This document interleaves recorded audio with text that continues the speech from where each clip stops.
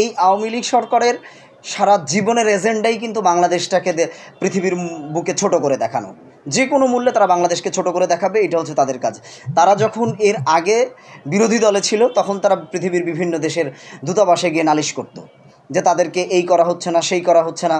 সেইভাবে তারা একসময় দূতাবাসের রাজনীতি করেছে। এরপরে বাংলাদেশের মানুষ তারা একবার ক্ষমা চেয়ে তাদেরকে ক্ষমতায় নিয়ে এসেছিল, ক্ষমতায় নিয়ে আসার পরে ক্ষমতা দখল করেছে।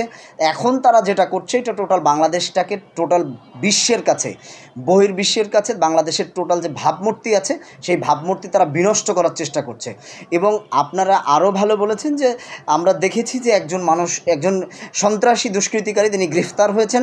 আমেরিকা সভ্য দেশ, যেহেতু আপনি পৃথিবীর যে দেশেই যান সে দেশে অপরাধ হলে সেই দেশের আইনের ব্যারোমিটারে যদি অপরাধ হয় সেই প্যারামিটার অনুযায়ী সে দেশ আপনার বিরুদ্ধে প্রসিডিংস ড্র করবে।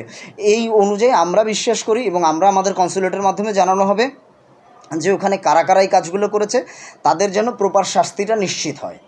মব ভায়োলেন্স এখন বাংলাদেশের নিরপেক্ষ মানুষ যারা, তারা যাদেরকে তাদেরকে আইনের হাতে যখন তুলে দেওয়ার চেষ্টা করেছিল তখন আমরা তথাকথিত কিছু বুদ্ধিজীবী যারা বিভিন্নভাবে ন্যারেটিভস তৈরি করেন তারা এদেশে যাদেরকে ছাত্র জনতা ধরে পুলিশের হাতে তুলে দিয়েছিল তারা সেটাকে মব বলছে।